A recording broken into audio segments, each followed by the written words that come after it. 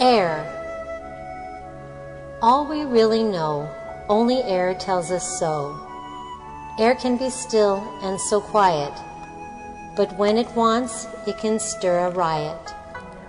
Surrounding us with the scent of flowers, her vibrant air causes mental powers, sending seeds across the land and sea, and secret messages to you and me. Air is forceful and knows the times, to shed the leaves from our vines. Air shapes the lines in the sand and blows the water onto land. Air feeds our bodies and our spirit too. When inspiration is needed, nothing else will do. Air is spirit, we know this is true. It's our link to God for me and you. Water, the emotion of humanity. The element of water is highly vibrant and wonderfully visible on this planet. This beautiful element covers 3/4 of our planet. The oceans feed and sustain life to every living creature on the face of our earth. Our moon is the catalyst that controls all liquid, substance by nature. The liquid contained within us therefore influences our feelings and movements. The phases of the moon indicate the rising and falling of human emotion, as well as the tides. We often see and recognize the water around us, but seldom take into consideration the water within us. That 75% of us that keeps us from dehydrating. The water we consume determines the purity of our entire physical and emotional body. It is said that we even came from the sea in the very beginning. In the mental scheme of things, water enhances all that deals with the subconscious mind. This part of our brain is what remembers and records all past feelings and experiences. It relates to the psychic, intuitive part of human brain. Since it governs that part of the human makeup, which activates emotional activity, it relates directly to a very active part of our human senses. The word emotion is just what it implies: movement. Emotions. These movements are not necessarily premeditative movement. However, the subconscious mind only acts out what it has been taught through experience. Let's say you are living in the city of New Orleans, Louisiana. By living in this particular city, you are subjecting yourself to an environment containing the most polluted water in the United States. Being born and raised in New Orleans, I lived in a place surrounded by a swamp with a river running through the middle of it. I had a first-hand view of what happens to people who consume polluted water. These people suffer the highest rates of cancer and mental emotional distortion imaginable. The mind-altering chemicals that people consume cause many side effects, many of which are of a violent nature. If you want to see emotions at its highest point, imagine it raining for 8 straight weeks, night and day. By the way, I figured out that it was nature's way of diluting the poisons that were being injected into the water. As you can see, the element of water is very important to pure spiritual, emotional growth. We as caring individuals should enforce our rights as citizens. We need to demand that industry stop the polluting and seek more compliant ways of disposing hazardous waste. Those people who care about nature and the natural life will act. The time is now, the future is at stake. With global warming, the future needs for fresh water will be immense. These are but a few of the vast range of feelings and movements that are caused or enhanced by the element water.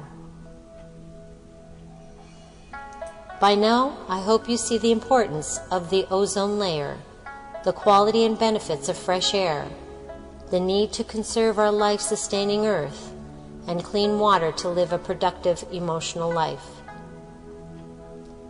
The nature and quality of spirit we receive will depend on the quality of the elements we are consuming.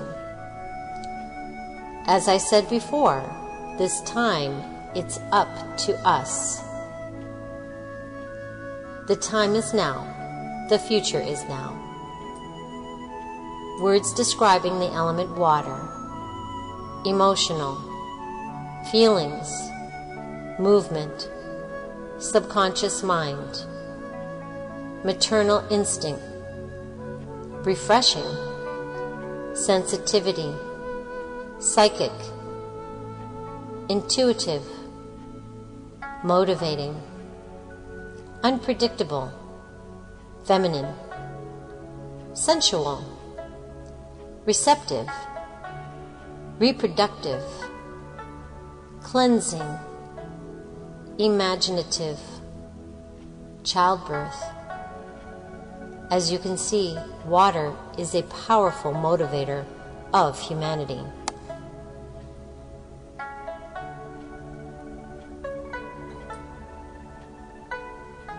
How can you buy or sell the earth? By Chief Seattle. In 1854, the United States government offered to buy 2 million acres of Indian land in the Northwest. Below is a translation of Chief Seattle's reply to President Franklin Pierce on December of that year.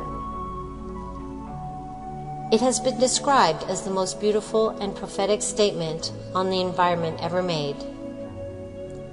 The great chief in Washington sends word that he wishes to buy our land. The great chief also sends us word of friendship and goodwill. This is kind of him, since we know he has little need of our friendship in return. But we will consider your offer. How can you buy or sell the sky, the warmth of the land? The idea is so strange to us. If we do not own the freshness of the air and the sparkle of the water, how can you buy them? Every part of this earth is sacred to my people. Every shining pine needle, every sandy shore, every mist in the dark woods, every clearing, every humming insect is holy in the memory and experience of my people. The sap which courses through the trees carries the memories of the red man. So when the great chief of Washington sends word that he wishes to buy our land, he asks much of us. This we know, all things are connected. Whatever befalls the earth, befalls the sons of the earth. Man did not weave the web of life. He is merely a strand in it. Whatever he does to the web, he does to himself. But we will consider your offer to go to the reservation you have for my people. We will live apart and in peace. One thing we know, which the white man may one day discover: our God is the same God. You may think now that you own him as you wish to own our land, but you cannot. He is the God of man, and his compassion is equal for the red man and the white. The earth is precious to him, and to harm the earth is to heap contempt on its creator. The whites too shall pass, perhaps sooner than all other tribes. Continue to contaminate your bed, and you will one night suffocate in your own waste. But in your perishing you will shine brightly, fired by the strength of the God who brought you to this land, and for some special purpose gave you dominion over this land and over the red man. That destiny is a mystery to us, for we do not understand when the buffalo are all slaughtered, the wild horses are tamed, and the view of the ripe hills blotted by talking wires. Where is the thicket? Gone. Where is the eagle? Gone. And what is it to say goodbye to the swift pony and the hunt? The end of living and the beginning of survival. So we will consider your offer to buy the land. If we agree, it will be to secure the reservation you have promised. There perhaps we may live out our brief days as we wish.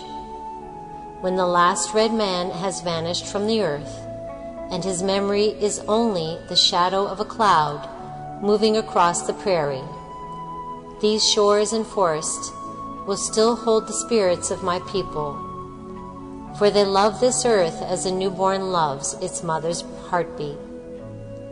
So if we sell our land, love as we've loved it, care for it as we've cared for it, hold in your minds the memory of the land as it is when you take it, and preserve it for your children, and love it as God loves us all. One thing we know, our God is the same God. The earth is precious to him. Even the white man cannot be exempt from the common destiny. We may be brothers after all. We shall see.